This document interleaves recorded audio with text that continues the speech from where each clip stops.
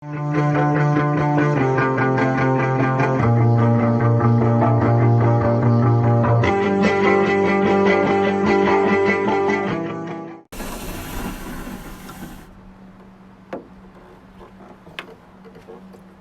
normal nós ficarmos um pouco atentos e preocupados com o que nós estamos passando, porque afinal é algo novo.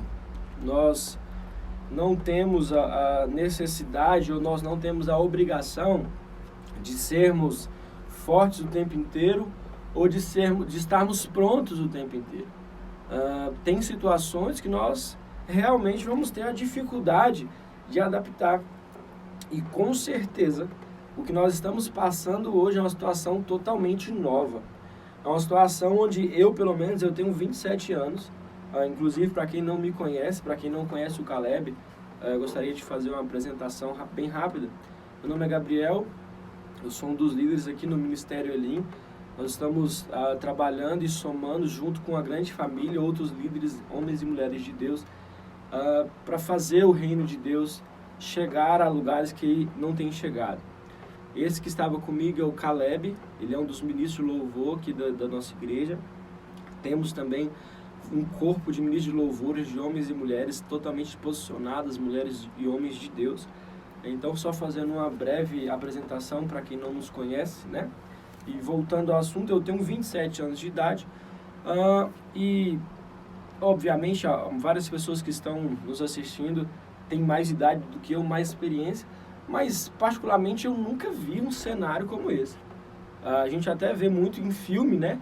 Esse tipo de situação, filme de apocalipse, filme daqueles de zumbi, filmes de guerras, e a gente vê que as coisas começam num cenário meio que assim, né? Vírus contagiantes, uma proporção de epidemias tomando, né? E a pandemia, né? Que é quando todos os continentes são afetados. Então parece um cenário de fim, parece um cenário assustador. Mas o apóstolo Paulo, na segunda carta aos Coríntios, ali no verso 16, se eu não me engano, ele fala para a gente olhar para aquilo que a gente não está vendo. Estranho, né? Olhar para as coisas que eu não vejo. Como que eu olho para algo que eu não vejo, né? E ele diz o seguinte, que aquilo que eu vejo é passageiro.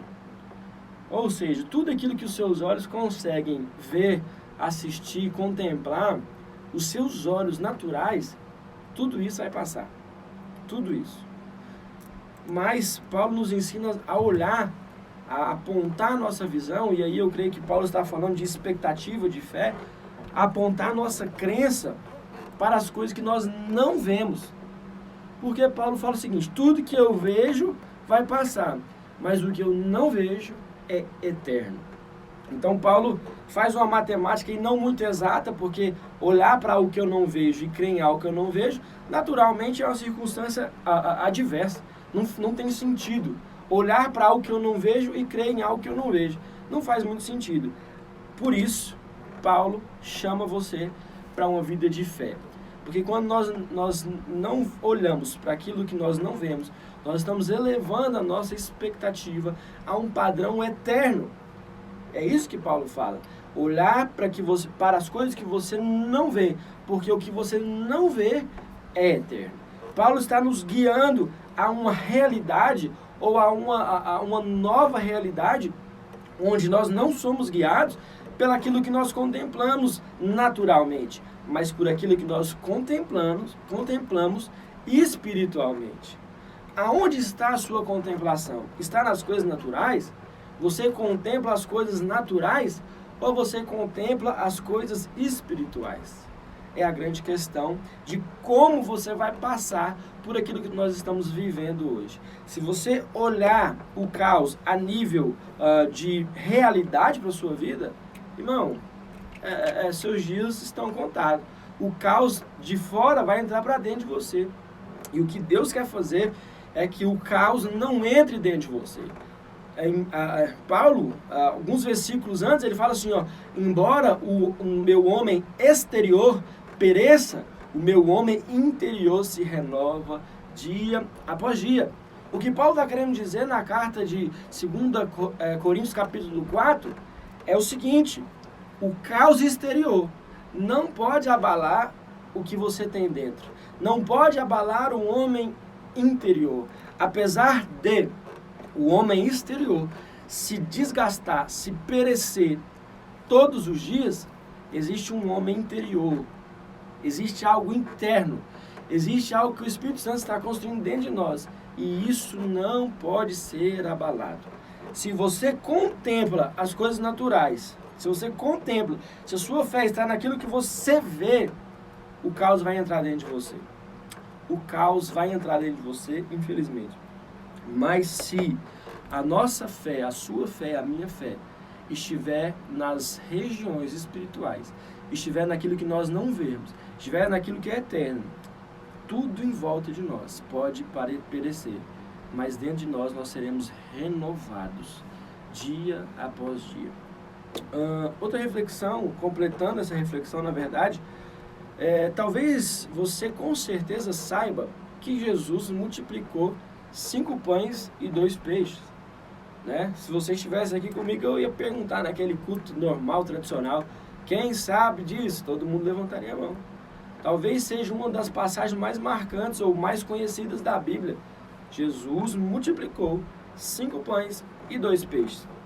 Mas poucos de nós sabemos que Jesus fez isso 2 vezes. Estou te dando uma informação que talvez você não sabia. Jesus não fez isso uma vez só, irmão. Jesus fez isso 2 vezes. Eu queria que você abrisse a sua Bíblia aí no livro de Marcos, capítulo 8. Marcos, capítulo 8, a partir do versículo 1. E aí eu vou dar um salto aqui, irmão, porque eu vou fazer uma introdução. Em Marcos 6:30 é o início da primeira multiplicação dos pães. É o início da primeira multiplicação. É aquela que todo mundo já sabe. E Jesus foi despedir o povo. Antes de despedir, os discípulos chegaram e falaram: Jesus, nós não podemos despedir.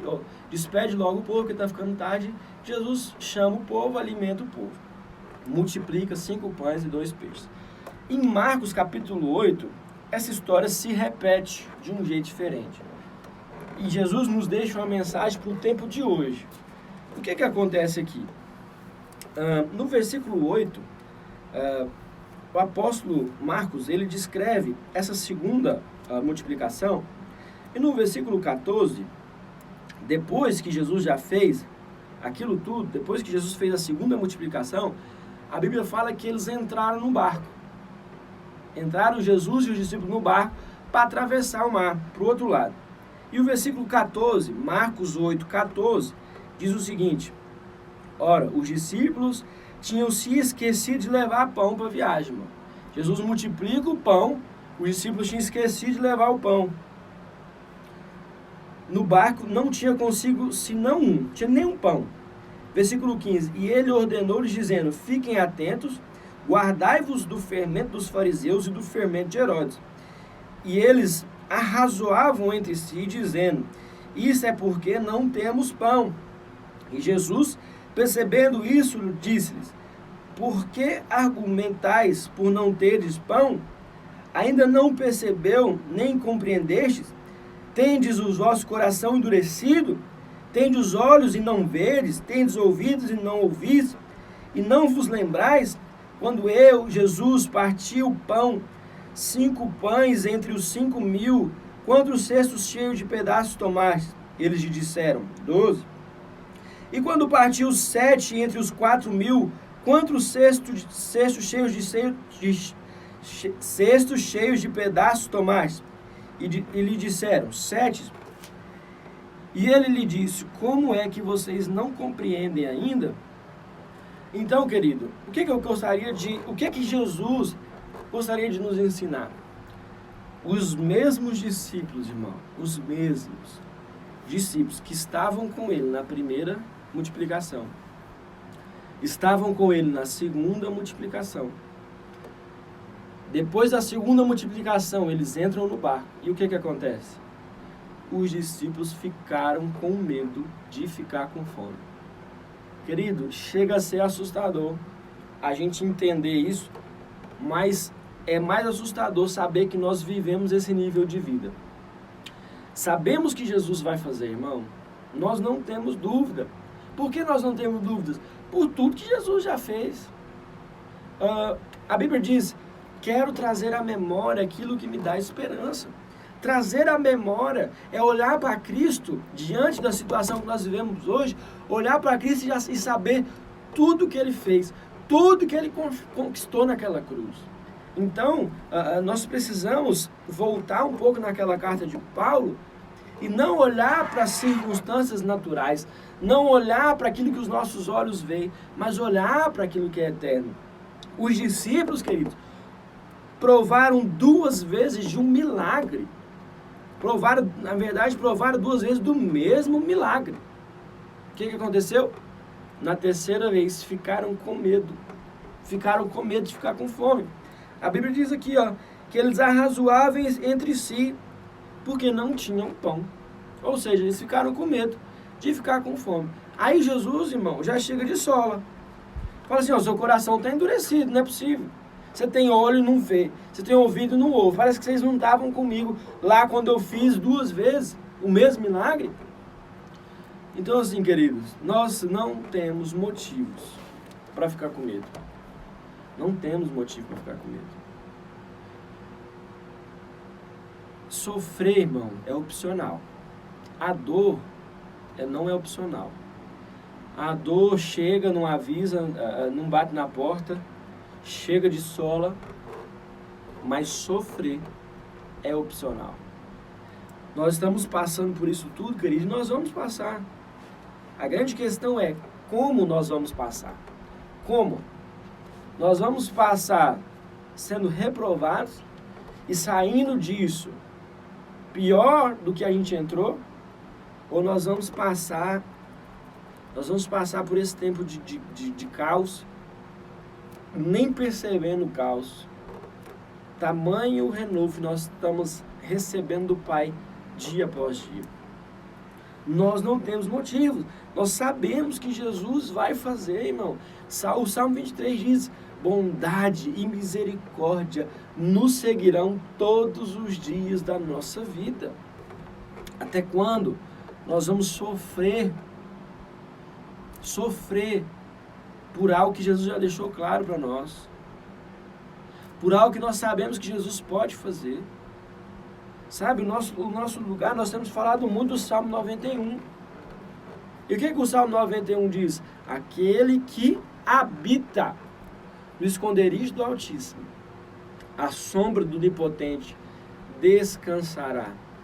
O meu papel e o seu papel nesse momento é descansar em Jesus, porque Ele é a nossa morada. É descansar em Jesus, porque Ele é o nosso bem maior.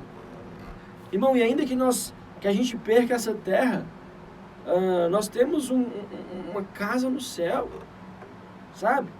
Nós temos que passar por as coisas que Cristo nos propõe, sabendo que se Ele nos chamou, Ele está com a gente. Sabendo que se todas as situações não estão favoráveis, a palavra de Deus me assegura de que tudo vai ficar bem. E tudo ficar bem, irmão, nem sempre significa fazer o que você quer que faça. Romanos diz que todas as coisas cooperam para o bem daqueles que amam a Deus. E todas as coisas, irmão, não é só as coisas boas, é todas as coisas cooperam para o bem daqueles que amam a Deus. Por isso eu tenho certeza que nós vamos passar por isso e vamos sair muito melhor do que nós entramos. Muito melhor. No versículo 14 do Salmo 91, se eu não me engano, é o versículo 14. Ele diz assim, porque a mim se apegou com amor e eu o livrarei. Sabe, querido, passar por isso, habitar na presença de Deus, tem tudo a ver com amor. Quem ama, habita. Quem ama, não fica passeando. Quem ama, não fica só visitando. Mas o Senhor Jesus está nos levando a um nível de dependência, e para esse nível de dependência acontecer, querido, Ele pode fazer o que Ele quiser fazer. Para esse nível de dependência acontecer, Ele pode mexer a terra, virar a terra do avesso, para nos reposicionar de novo, e Ele vai fazer do jeito que Ele quiser fazer. Mas, com amor, nós entramos e habitamos. Deus diz isso porque a mim se apegou com amor. Quem ama, habita, querido. Quem ama, habita. E quem habita, descansa à sombra do Onipotente. O problema é que está todo mundo correndo para a sombra do Onipotente agora. Agora que o caos se estabeleceu, está todo mundo entrando. Ah, Jesus, deixa eu entrar. Mas deixa eu te falar algo. Quem já estava nesse lugar são as pessoas que estão sofrendo menos ou não estão sofrendo nada. Se você está sofrendo nessa situação, se você está perdendo os cabelos, porque eu não sei como que vai ser a minha renda familiar, porque eu não sei como vai ser o meu comércio, porque eu não sei de que eu vou viver, eu vou passar fome. Você nunca habitou. Nunca habitou. Aquele que habita no esconderijo do Altíssimo, ele tem uma certeza que o faz descansar. Ele tem uma certeza que o faz descansar. Então, querido, nós precisamos agora. A primeira lição que eu gostaria que você guardasse desta noite. Paulo, 2 Coríntios, capítulo 4. Não olhe para aquilo que você está vendo. Olhe para aquilo que você não está vendo. Doido, né? É fé. Isso é fé. Se firme nas coisas espirituais, não se firme nas coisas naturais. Se você se firmar nas coisas naturais, o caos entra para dentro de você. Se você se firmar nas coisas espirituais, o seu interior se renova dia após dia. Leia 2 Coríntios capítulo 4. Segundo ponto que eu gostaria de frisar. Eu sempre gosto de frisar, irmão. Tudo que eu falo, depois eu venho frisando. Primeiro ponto, 2 Coríntios capítulo 4. Olhe para as coisas espirituais e eternas. Segundo ponto, sabemos que Jesus vai fazer. Marcos capítulo 8. A segunda multiplicação dos pães. Sabemos que Jesus vai fazer. Não temos por que temer. Terceira coisa, Salmo 91. Nós precisamos habitar. Quem habita, descansa. Se você está em parafuso, se você está perdendo os cabelos, se você está desesperado, aponta que você não estava na presença de Deus. Não estava. Não adianta você falar que estava e chega na hora do caos você fica maluco. Porque quem estava na presença de Deus está dormindo tranquilo. Está dormindo tranquilo, irmão. Eu conheço muitos pastores, muitos homens e mulheres de Deus que estão sendo, no caos, estão sendo agente de esperança. Mas morreu. Irmão, morreu. Mas a China, mas a Itália. A palavra do Senhor diz que praga nenhuma chegará na minha tenda. Isso é para quem crê, irmão. Isso é para quem habita. Eu não quero entrar em mérito teológico de questionar o porquê que Deus fez lá, porque Deus fez aqui. Eu tenho aliança em confiar naquilo que Deus colocou para mim. E praga nenhuma chegará na minha tenda. Praga nenhuma chegará na sua tenda. O caos é uma ótima oportunidade para nós crescermos. É uma ótima, ou se não for, a melhor. O caos. Nós temos dentro de nós a mesma essência de Cristo, a mesma essência de Deus, a mesma essência do Criador. Nós vemos ali em Gênesis, a terra estava sem forma e vazia. Sem forma e vazia.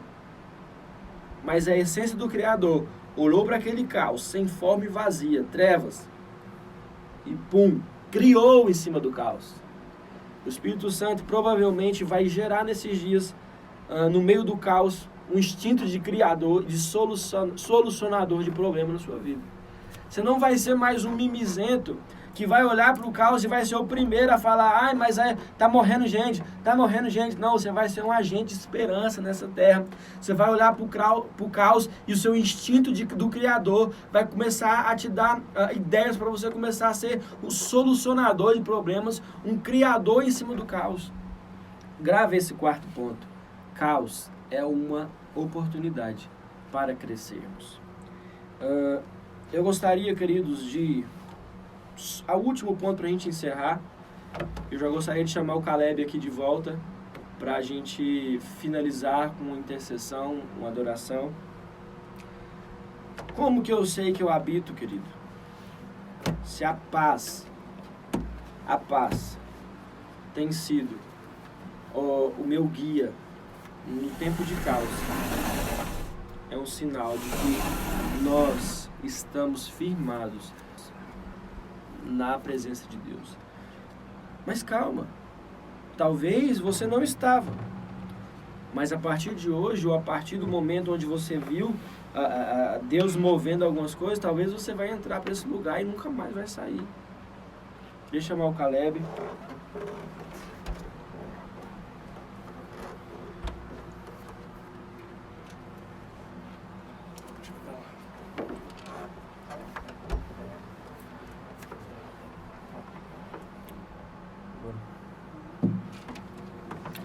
Então, queridos, é um tempo de arrependimento sobre a sua vida, sobre a minha vida, sobre a nossa nação. É um tempo onde eu vejo claramente o Senhor nos reposicionando aos lugares essenciais. O Senhor nos reposicionando aos lugares que realmente importam para Ele. Que é para dentro das nossas casas, que é para dentro dos nossos quartos em lugar secreto de oração. Sabe? Claramente o Senhor está nos reposicionando valores, reposicionando princípios. Talvez nos primeiros dias dentro de casa o trem vai pipocar. Talvez nos primeiros dias que você entrar dentro de casa e você se deparar, você, a sua esposa, os seus filhos, o dia inteiro dentro de casa, talvez os primeiros dias vai ser só contenda, irmão. Mas vocês não estavam preparados para isso, vocês estavam vivendo outra realidade. Talvez você se depare com caos, mas calma. Eu quero declarar sobre a minha e sobre a sua vida. Famílias restauradas e cheias da presença de Deus. Não se desespere se nesse processo de quarentena a sua casa virar um caos. Calma. Deus está te levando para dentro de casa, para organizar a sua casa e organizar o caos estabelecido. Lembra do instinto de criador que eu falei que nós temos? Diante do caos, nós não enxergamos caos, nós enxergamos possibilidades de resolver aquilo. Calma. Talvez você foi para dentro de casa e a casa quase caiu. Por isso esses cultos vêm trazendo a presença de Deus para a sua vida, porque Deus quer te reposicionar e te colocar no lugar certo, onde o marido vai ser o sacerdote do seu lar, onde a esposa vai ser aquela ajudadora, idônea, fiel, amável, amiga, carinhosa. O marido voltará a ser aquele cara que ele foi no namoro, atencioso, carinhoso, bondoso, que presenteia. O pai vai ser aquele mesmo, como se fosse o nascimento da criança. Então, queridos, nós vamos finalizar e nós queremos fazer uma oração bem breve. Enquanto o Caleb ministra uma canção, nós vamos iniciar um período de intercessão. Em nome de Jesus.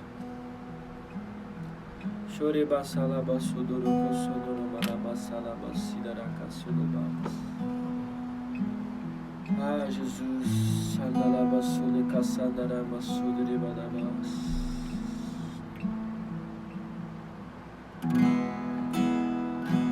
É, Jesus, nós chamamos, Senhor Deus, nós chamamos. Oh, Jesus. Os reinos se abalam, os povos se curvam, as bocas se abrem, as mãos se levantam para dizer que Tu és o Deus. Aleluia, Tu és o Deus desse lugar. Para dizer que Tu és o Senhor.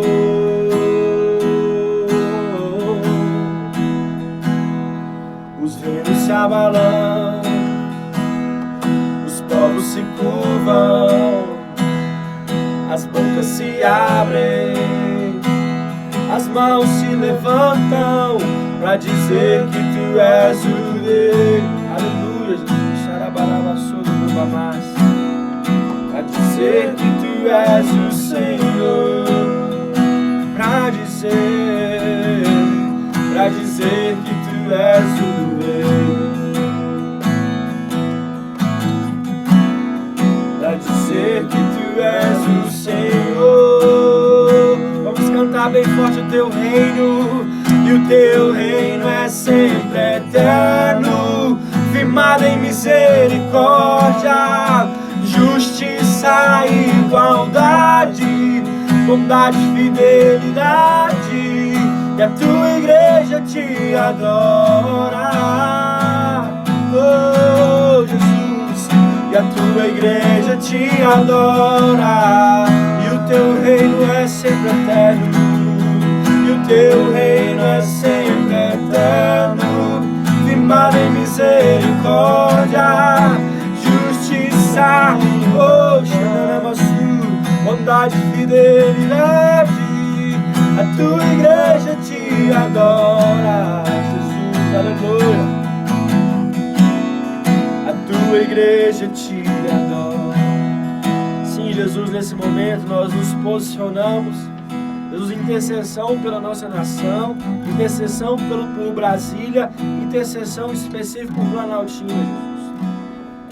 Pai, em nome de Jesus, nós decretamos aqui essa noite, pelo poder que nos foi dado no nome de Jesus, praga nenhuma chegará à nossa tenda, mal nenhum alcançará a nossa casa, enfermidade nenhuma alcançará a nossa casa, a nossa igreja, a nossa cidade. Em nome de Jesus, nós oramos também, Senhor Deus, pelas autoridades que estão entrando em conflito nesse momento, direita e esquerda se posicionando num momento totalmente indevido, onde nós devemos amar e nos preocupar uns com os outros. Nós estamos orando para a política. Jesus, nos posiciona no lugar certo, nos faça nos passar por isso, Senhor Jesus, e Jesus aprender aquilo que o Senhor quer nos ensinar. Guarda a vida do nosso presidente, Jesus, dê sabedoria para aquele homem, Jesus, dê sabedoria para aquele homem, para que ele guie, Jesus, para que ele fale as coisas certas, para que ele guie, Jesus, as pessoas no caminho certo, Senhor Deus. Em nome de Jesus, para que da boca dele não saiam palavras que venham desunir a nação, Pai, em nome de Jesus. Pai, mas que ele venha ser um agente para uma ferramenta de salvação, Jesus, e um homem, Jesus, que vai guiar, Jesus, o Brasil e possibilitar as melhores coisas para nós, em nome de Jesus, em nome de Jesus. Aquele que habita no esconderijo do Altíssimo, a sombra do Onipotente descansará, em nome de Jesus. Querido, nós vamos finalizar por aqui. Foi um tempo muito gostoso na presença de Deus. Espero que você tenha entrado, espero que você tenha sentido. Se você tiver algum testemunho, mande para nós via direct aí do Instagram. Nós fazemos questão de te ouvir, nós fazemos questão de saber o que Deus fez com você, para que a gente reposte isso, para que a gente passe isso adiante, porque testemunho provoca fé. Amém? Deus abençoe, tenha um excelente restinho de noite, que amanhã seja um dia de esperança e paz na sua vida. Em nome de Jesus. Amém.